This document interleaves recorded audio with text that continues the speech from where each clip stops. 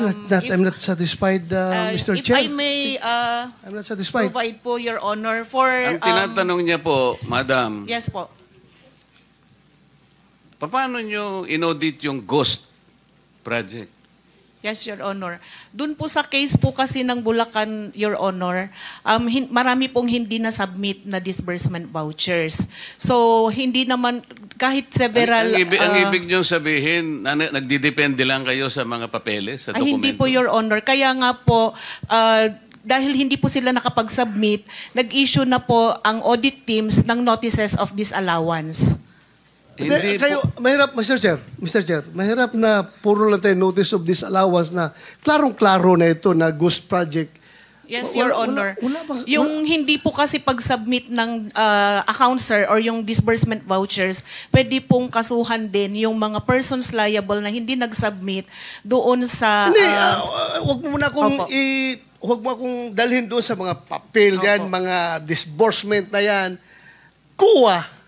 Kung mag-post-audit kayo, di ba pupunta kayo sa area, tingnan nyo kung saan ang project. Yes po. O ngayon, hindi nyo nakita. Ano, hanggang kuan lang kayo? Hanggang disallowance lang kayo? O hindi nyo nakita. O ano ngayon? So, hindi ba papilin nyo yan as commission on audit na mag-file lang kaso? Yes po, Your Honor. Yun po yung susunod na Ay, hakbang susunod. po ng Kailan COA. pa susunod? Kasi, Katagal, naubos na ang pera ng gobyerno ito. Nabayaran na lahat itong project na ito na hindi nagawa. Tapos ngayon, susunod pa.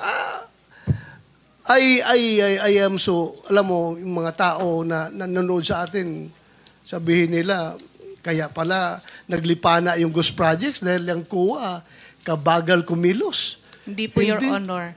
Gusto ko lang pong iklaro na yun pong sinasabi nating Ghost Project na isa po sa mga nabisita ay 2025 transactions po siya.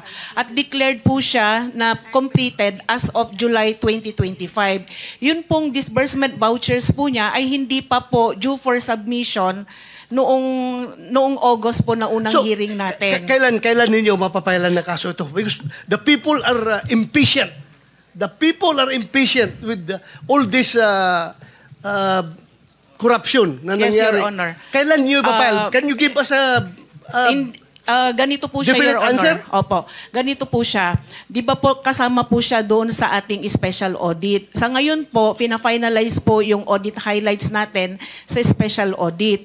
Doon po sa audit highlights... Alam mo, yung Yes, Your Honor. mga tao Opo. nakikinig sa atin Yes ngayon, po. hindi pasok sa utak nila yung special, regular audit or what. Yes po. Ang tanong ko sa iyo, kailan nyo tumapailan ng kaso? The soonest possible time po, Your Honor. What is the soonest time? Dahil i-issue po ngayon yung ating... Kaya, what is the soonest time? Estimate. this month po, Your Honor. This month. Opo. Mapailan nyo ito ng kaso? Opo. Ngayon, sino ang pwede nyo papailan ng kaso? Sir, based po doon sa audit, sir, yung mga, yung mga persons liable po, pwede pong management officials ng DPWH at ganun din po yung mga contractors po. Mr. Chair. So this month, Interjection, Mr. Chair. if I may. Sir, excuse me. Akala ko ba meron time limit dito? Kasi marami pang mga nakapila. 1, 2, 3, 4, 5. And then by 2 o'clock, ano na tayo, adjourn. So, As a matter of paano fact, your pa 5 natin minutes, sir, is finished already. So, okay. Thank you. But Thank you, may Mr. Chair. I interject with the indulgence of Senator Bato, Mr. Chairman? If I may, in the same topic, Mr. Chairman, with regard to COA reports, Mr. Chairman, if I may, just a few queries, Mr. Chair. Where is Yeah. na? Kasi Yes, nakalinya Mr. yung Chairman, mga- because I heard, because I'm sure a lot of our people are listening and watching. Very interesting yung ni-raise ni Senator Bato. Ma'am, from COA, what's the difference between fraud audit and yung audit highlights? At binabanggit nyo, matatapos na po ito. Is that correct? Because that's the reason why the chairperson of COA is not here today, because he's finalizing it today. Am I correct, ma'am? Your Honor, opo. Yung fraud audit po, ang result po ng kanyang, or report po na lalabas, ay yung pong audit highlights po natin. The audit highlights would contain the significant or yung key takeaways po doon sa ating fraud audit, wherein the nature of the alleged fraud and the persons liable, at saka yung mga gathered po na evidence, ang lalamanin po ng ating highlights.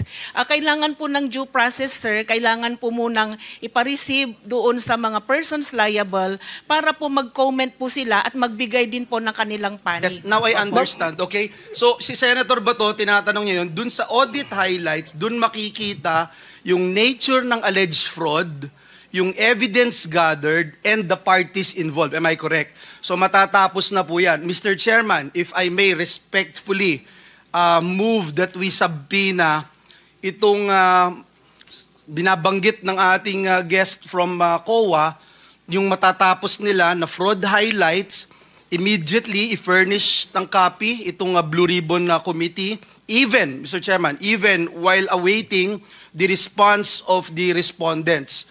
And also, once they responded, Mr. Chairman, we'd also like to subpoena the copies of the responses of the respondents as soon as they are submitted to COA. I so move, Mr. Chair. Mr. Chair, Mr. Chair, excuse me, Mr. Chair, because the last time I was here, I was only allowed 2 questions by you, and yet mga kasamahan ko rito, bilang respeto sa mga kasamahan ko, they were allowed na 1 to sawa. Dapat maging fair ka, Mr. Chair. Pag sinabi mong 2 questions, 2 minutes talaga, you have to stick with it. You're not being fair, Mr. Chair. I am fair kasi nandito ka sa... No, kasi nung last time, sabi mo sa akin, 2 questions lamang. Sabi mo 1 question. Sabi ko, tinitipid mo ako, sabi mo 2 questions. And now, pinapayagan mo kahit na ilang questions. Be fair, Mr. Chair. Teka muna, bago tayo magkaroon ng impression na walang fair dito, noon, sinabi ko na in the earliest statement na nag-uumpisa tayo noon at kinakailangan nating mabakate ang plenary at exactly 2:15, kaya tayo nagmadali. Kaya naman sabi ko sa inyo, pasensya na muna. Ngayon, sa dami ng gustong magtanong, kaya binigyan natin ng tigpa 5 minutes ngayon. Kaya lang, I am following a schedule here. Ito pa yung nandito kung wala na si Senator Marcos, tapos ka na. Mr. Chair. Mr. Chairman, Chair, I akala ko made po a ako motion, yung Mr. sunod kay Chairman. Senator I have De La a pending motion, Mr. Chair. I second the motion. And Hindi, duly kasi seconded, Mr. tapusin Chair. muna natin yung bitin na kasi hindi tayo, na para tayo nagpapatintero, Madam Coa eh. Ang tinatanong napakasimple lang, paano nyong inaudit yung ghost? Bago po bayaran ng COA yan, pipirma ang resident auditor. Pati yung area auditor ninyo, meron kayong area director eh. Ibig nyo sabihin na bayaran ito nung walang pumirma na auditor? Your Honor, ganito po yung procedure natin. Wala na po tayong pre-audit, kaya po ang nagbabayad ay ang pumipirma na lang po. Wala sa akong disbursement pakialam sa voucher. pre-audit. I'm not asking you about the pre-audit. Meron kayong post-audit eh. Yes, Your Ito Honor. nangyari, ghost project eh. Opo. Tapos na tapos pero walang nangyari. Ang tinatanong namin sa'yo, sino ang pumirma? Bago mapirmahan yun, merong certificate of acceptance, merong certificate of completion, pipirma ang resident auditor. Hindi po pipirma ang resident Anong gagawin auditor, ng Your COA? Honor.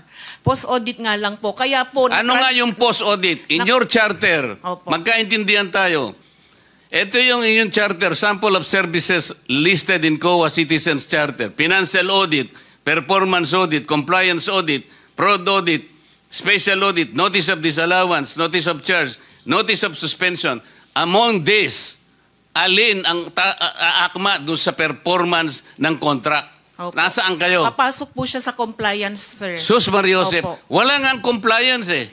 Ganito po, Your Honor, marami pong observation ng mga auditors natin pagdating po sa compliance nila sa procurement. Sinong mag-a-avail ng compliance? Sino yung auditee? DPWH po sa case po natin Oh. ngayon, Your Honor. So anong nangyari? Marami pong observation ng mga auditors natin, sir, pagdating po sa compliance nila ng 9184. Kapag ba ang chairman mismo pumunta rito, he can present better questions than you, answers than you? Pareho lang din po yung isasagot, Your Honor. Kasi ganun Pareho po ang yung proseso isasagot. natin. Opo. O, sandali lang. Let us follow the... Mr. Chair. Mr. Chairman, Mr. Chair. I'm now being tempted to raise a point of order, Mr. Chairman. I made a motion duly seconded, Mr. Chairman, kasi nga kung... to subpoena, Mr. Chairman, today, Mr. Chairman. I'm asking it today because they said they if will that finish will it help us, today. okay. Any second? Second. It was already seconded, Mr. Oh, there's a motion and there's second. The motion is approved. Then let's Thank you, continue Mr. with Chairman. the questioning. Mr.